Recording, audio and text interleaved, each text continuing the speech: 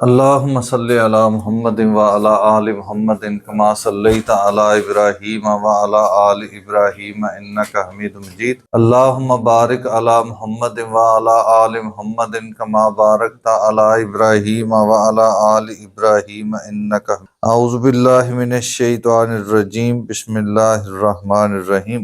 فَإِذَا قَضَيْتُمُ الصَّلَاةَ فَاذْكُرُوا اللَّهَ قِيَامًا وَقُعُودًا وَعَلَى جُنُوبِكُمْ فَإِذَا اطْمَأْنَنْتُمْ فَأَقِيمُوا الصَّلَاةَ إِنَّ الصَّلَاةَ كَانَتْ عَلَى الْمُؤْمِنِينَ كِتَابًا مَوْقُوتًا وَلَا تَهِنُوا فِي ابْتِغَاءِ الْقَوْمِ إِن تَكُونُوا تَأْلَمُونَ فَإِنَّهُمْ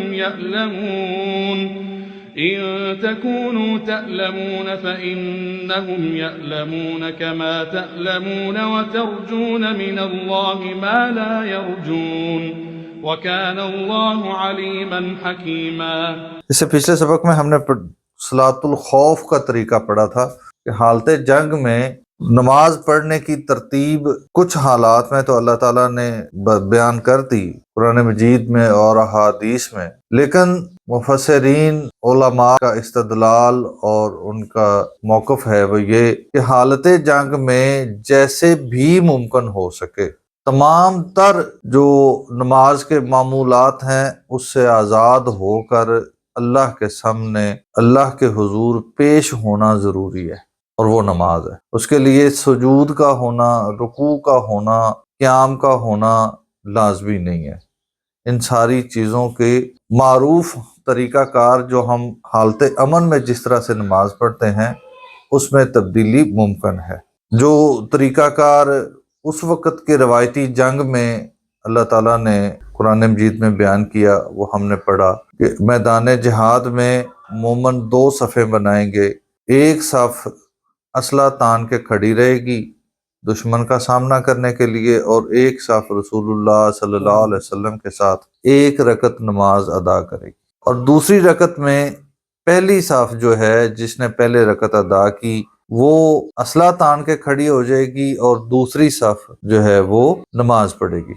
اس میں یہ صورت بھی ہو سکتی ہے کہ دو صفیں ہوں اور یہ بھی ہو سکتی ہے کہ دو گروہ ہوں۔ اس کے علاوہ کوئی بھی سچویشن بن سکتی ہے۔ اب چونکہ جنگ کے معاملات مختلف ہیں، ایک ٹینک میں اگر ایک بندہ بیٹھا ہے تو وہ 10 گھنٹے ٹینک میں گزار رہا ہے، یا ایک بندہ اگر خندق میں پھر رہا ہے، وہ کہیں مورچے میں ہے، وہ 20 گھنٹے مورچے میں ہے، تو وہاں پہ جماعت کا کنسپٹ تو نہیں ہو سکتا نا، نہ وہ ٹینک والا ٹینک میں باقی لوگوں کے ساتھ جماعت کرا سکتا ہے۔ تو ان سچویشنز میں، یا اگر ایک بندہ پائلٹ ہے وہ جہاز میں ہے، تو ایسے حالات میں اللہ کے حضور سربسجود ہونے کا تصور لانا اور اپنے آپ کو اللہ کے حضور پیش کرنا، اس کا کوئی بھی طریقہ ہو سکتا ہے۔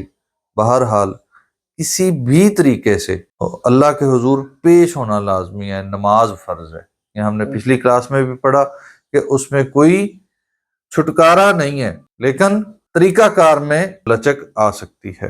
فَإِذَا، پس جب قضیتم الصلاۃ، تم نماز مکمل کر لو، فاذکروا اللہ، پس ذکر کرو، قیاما، کھڑے ہو کر، وقعودا، اور بیٹھے، وعلی جنوبکم، اور اپنے پہلو کے بل۔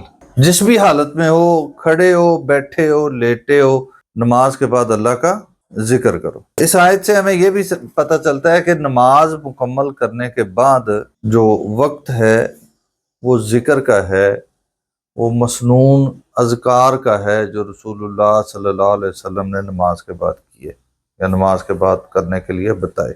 دعا کا نہیں ہے۔ دعا کب ہوگی؟ نماز کیا ہے؟ دعا ہے۔ نماز کے مختلف جو ارکان ہیں اس میں ہم کیا کرتے ہیں؟ سورہ فاتحہ دعا ہے، رکوع و سجود میں دعا ہوتی ہے۔ ہم نے تو زندگی میں صرف سبحانہ رب العظیم اور سبحانہ رب الاعلی ہی سیکھا ہے نا، اس کے علاوہ بھی دعائیں ہیں، اور اس میں مغفرت کی دعائیں موجود ہیں۔ اور اس کے بعد تشہد میں، تشہد کے اینڈ پہ کیا پڑھتے ہیں ہم؟ اس میں بھی ہم نے 3 دعائیں جو بچپن سے سیکھی ہیں، ہمارے ذہن میں ہے کہ وہ نماز کا حصہ ہے، حالانکہ وہ نماز کا حصہ نہیں ہے۔ ربنا آتنا فی الدنیا حسنۃ، یہ کیا ہے؟ ایک مسنون دعا ہے، یہ نماز کے لیے اس کو پڑھنا لازم نہیں ہے۔ رب جعلنی مقیم الصلاۃ، یہ جو دعا ہے یہ کیا ہے؟ یہ ایک مسنون دعا ہے، قرآن مجید کی آیات ہیں، یہ نماز کا حصہ نہیں ہے۔ بے شک درود ایک بہت بڑی دعا ہے، بات یہ ہے کہ یہ مسنون دعائیں ہیں آخر میں جو ہم پڑھتے ہیں، ہم سمجھتے ہیں کہ شاید یہ نماز کا حصہ ہے، نہیں، یہ مسنون دعائیں ہیں۔ یہ ہی اس بات کی دلیل ہے کہ ہم اس کے علاوہ بھی کوئی مسنون دعا یہاں پہ پڑھ سکتے ہیں۔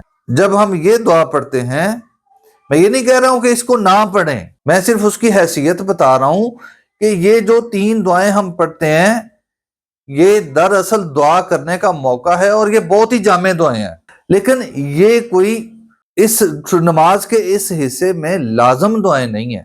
یہ آیات قرآن مجید میں موجود اور کوئی دوسری آیات، کہ قرآن مجید میں موجود آیات مسنون دعاؤں میں شامل ہوتی ہیں۔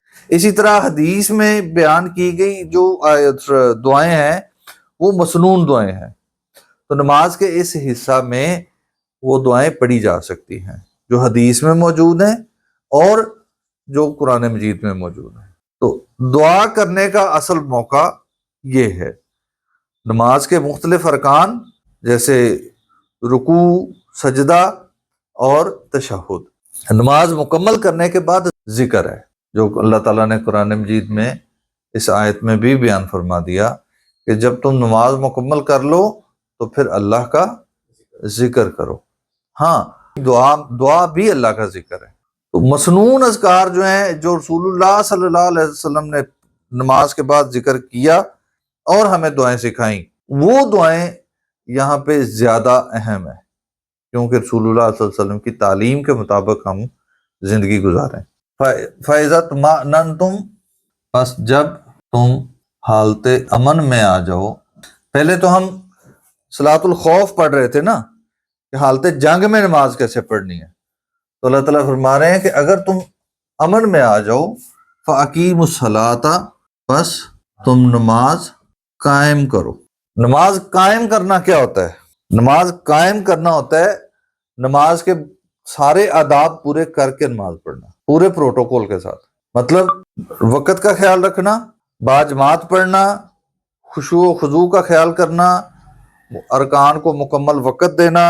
ان الصلاۃ، بے شک نماز، کانت ہے، علی المؤمنین، ایمان والوں پر، کتاب موقوتا، فرض کی گئی وقت کے مطابق۔ ہر نماز کا ایک وقت مقرر ہے۔ جبرائیل علیہ السلام نے رسول اللہ صلی اللہ علیہ وسلم کو 2 دن نماز پڑھائی، ایک دن اول وقت میں ساری نمازیں پڑھائیں اور دوسرے دن آخر وقت میں ساری نمازیں پڑھائیں، اور پھر بتایا کہ ان 2 اوقات کے درمیان ہر نماز کا وقت ہے۔ وَلَا تَهِنُوا، اور نہ تم کمزور پڑو، فِي ابْتِغَاءِ الْقَوْمِ، قوم کی تلاش میں، دشمن کا پیچھا کرتے ہوئے۔ جو جنگ کا سلسلہ چل رہا ہے اس سے پریشان نہیں ہو جانا، آئے دن ہر 2 سال بعد میدان جہاد سج جاتا ہے، تو اس سے پریشان نہیں ہونا، تھک نہ جانا۔ ان، اگر تکونو تعلمون، اگر تم نقصان اٹھاتے ہو، اگر تمہیں تکلیف پہنچتی ہے، فإنہم، پس بے شک انہیں بھی، یعلمون، تکلیف پہنچتی ہے، انہیں بھی نقصان پہنچتا ہے، وہ بھی نقصان اٹھاتے ہیں۔ دشمن جو ہے وہ بھی تو اسی کیفیت میں ہے، کما تعلمون، جیسے تمہیں تکلیف پہنچتی ہے، ان کا بھی مالی نقصان ہوتا ہے، ان کے بھی بزنس تباہ ہوتے ہیں، ان کی بھی جانیں جاتی ہیں۔ وہ کس کے لیے لڑ رہے ہیں؟ وہ تو اپنی اس دنیا کو بچانے کے لیے لڑ رہے ہیں نا، جانیں بھی دے رہے ہیں، اپنا مالی نقصان بھی کر رہے ہیں، لیکن ایک مومن کس لیے لڑتا ہے؟ وَتَرْجُونَ، اور تمہیں امید ہے، کس کی؟ اجر کی، من اللہ، اللہ سے، ما لا یرجون، جس کی انہیں امید نہیں ہے۔ اگر نقصان دیکھا جائے تو نقصان میں تو دونوں برابر ہیں، ظاہری طور پہ جو نقصان اور تکلیف پہنچ رہی ہے، دشمن بھی اسی کیفیت میں ہے، تم بھی اسی کیفیت میں ہو۔ تم فائدے میں اس لیے ہو کہ تم اللہ سے اجر کی امید رکھتے ہو، جبکہ دشمن کو تو یہ بھی نہیں ہے۔ تو کل ملا کے نقصان زیادہ کس کا ہے؟ دشمن کا، تمہارا تو نقصان نہیں ہے، تم تو آخرت میں اجر کے امیدوار ہو۔ جنت کے امیدوار ہو، اللہ کی رضا کے امیدوار ہو، جبکہ کافر کو تو کسی کا کوئی اجر نہ اجر ملنا ہے، نہ اس کو کسی سے امید ہے کسی کے راضی ہونے کی۔ لہذا تمہاری طرف سے ہمت ہارنے کا تصور ہی نہیں ہونا چاہیے، کیونکہ مومن تو کسی حالت میں بھی نقصان میں نہیں ہے۔